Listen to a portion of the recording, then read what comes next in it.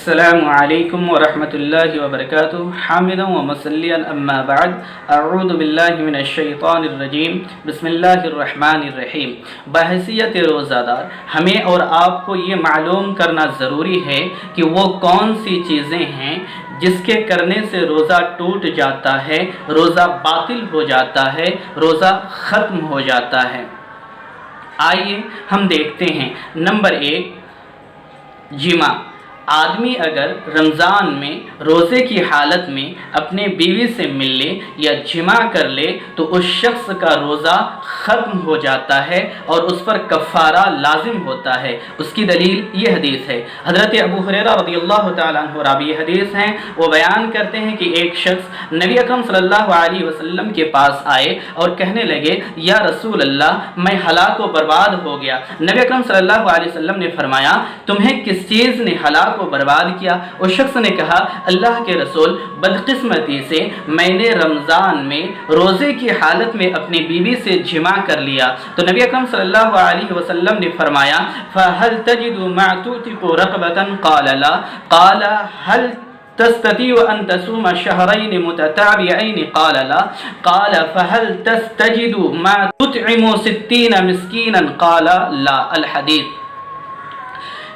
کہ نبی اکرم صلی اللہ علیہ وسلم نے اس شخص کو فرمایا، دیکھو جب معاملہ ایسا ہے کہ تم اپنی بیوی سے جمع کر بیٹھے ہو رمضان میں روزے کی حالت میں، تو تم پر کفارہ لازم ہے، اور وہ کیا ہے؟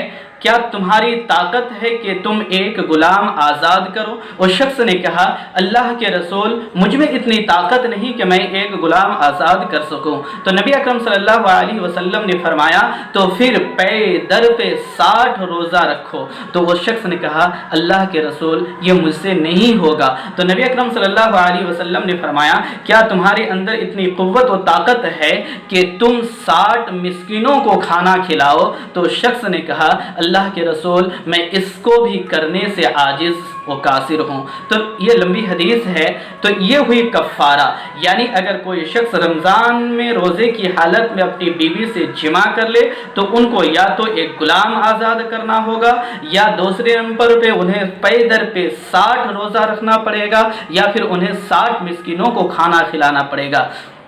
اس حدیث کو امام مسلم رحمۃ اللہ علیہ نے حدیث نمبر 1111 کے تحت نقل کیا ہے۔ اس حدیث میں پوائنٹ کی بات یہ ہے کہ میرے نوجوان ساتھیوں اور دوستوں، سنیں ذرا غور سے کہ رمضان کے ایک روزہ کی قیمت ایک شخص کے جان کے برابر ہے۔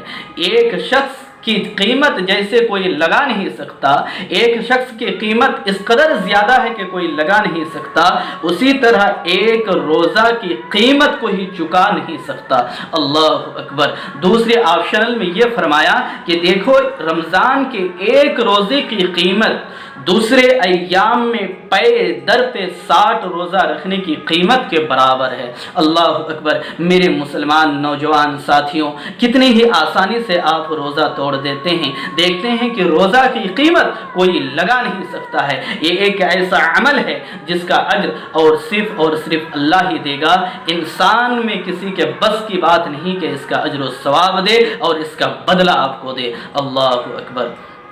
نمبر 2 اور 3، وہ چیز جس سے روزہ ٹوٹ جاتی ہے، اس حدیث قدسی میں ہے۔ اللہ سبحانہ وتعالی نے فرمایا، یترکو طعامہ وشرابہ وشہوتہ من اجلی، رواہ البخاری۔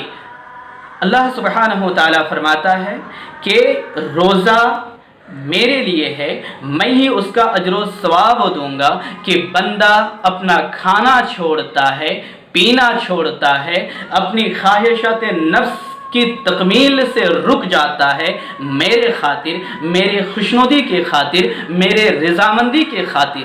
اللہ اکبر۔ تو اس میں نمبر 2 چیز اس حدیث کے اندر ایک لفظ ہے کہ بندہ اپنی خواہشات نفس کی تکمیل کو چھوڑ دیتا ہے، جسمانی خواہشات کو پوری نہیں کرتا ہے میرے خاطر۔ تو نمبر 2، اگر کوئی شخص جسمانی نفس کو تکمیل کرتا ہے یعنی منی نکالتا ہے ہاتھ کے ذریعے یا کسی اور ذریعے تو اس شخص کا بھی روزہ ٹوٹ جاتا ہے، اس پر کفارہ نہیں ہے، البتہ اس روزہ کا اسے قضا کرنا پڑے گا۔ نمبر 3، جان بوجھ کر عمدن قصدن کوئی شخص اگر کچھ کھا اور پی لے رمضان میں تو اس سے بھی روزہ ٹوٹ جاتا ہے۔ یہ الگ بات ہے کہ اگر کوئی شخص بھول کر کوئی چیز کھا پی لیتا ہے تو اللہ تعالیٰ اس کو معاف کر دیتا ہے اور اس شخص کا روزہ کو قبول کر لیتا ہے۔ نمبر 4، وہ چیز جو کھانے کے قائم مقام ہے، جو کھانے اور پینے جیسا ہے، ان چیزوں سے بھی روزہ ٹوٹ جاتا ہے۔ اس کی دلیل نبی اکرم صلی اللہ علیہ وسلم نے فرمایا وَبَالِغْ فِي الْإِسْتِنْصَارِ إِلَّا أَن تَكُونَ صَائِمًا، رواہ ابو داؤد، حدیث نمبر 788۔ نبی اکرم صلی اللہ علیہ وسلم نے فرمایا کہ ناک صاف کرو مبالغہ کے ساتھ، ناک میں پانی ڈال کر اچھی طریقے سے ناک صاف کرو، زیادہ سے زیادہ ناک صاف کرو، مگر ایک تم روزے دار ہو اس وقت ذرا خیال سے ناک صاف کرو، کہیں ایسا نہ ہو کہ ناک کے ذریعے پانی اندر چلا جائے اور تمہارا روزہ برباد اور ضائع ہو جائے۔ تو اس حدیث سے اس حدیث کو امام البانی رحمۃ اللہ علیہ نے صحیح قرار دیا ہے۔ تو اس حدیث کو سامنے رکھتے ہوئے علماء نے لکھا ہے، جن میں سے ابن عثیمین رحمۃ اللہ علیہ اپنی کتاب مجالس شہر رمضان صفحہ نمبر 70 کے اندر لکھتے ہیں کہ کوئی بھی چیز ناک کے ذریعے اگر پیٹ میں ڈالا جائے یا چلا جائے اس سے روزہ ٹوٹ جاتا ہے۔ اسی طرح کوئی شخص اگر کمزور ہو گیا ہو اور اس کو خون کی ضرورت ہو، اگر خون اس پر چڑھایا جائے انجیکشن کے ذریعے یا کسی اور ذریعے تو اس سے بھی اس کا روزہ ختم ہو جاتا ہے اور ٹوٹ جاتا ہے۔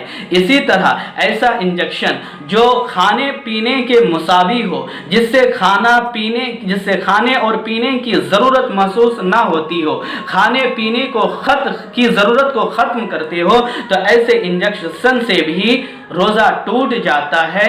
یعنی کھانے اور پینے اور طاقت پہنچانے والے انجیکشن سے بھی روزہ ٹوٹ جاتا ہے۔ اللہ سبحانہ و تعالیٰ سے دعا وہ ہوں رب العالمین ہمیں ان تمام چیزوں سے بچنے کی توفیق عطا فرما جس سے روزہ ٹوٹ جاتا ہے۔ وما علینا الا البلاغ۔ السلام علیکم ورحمۃ اللہ وبرکاتہ۔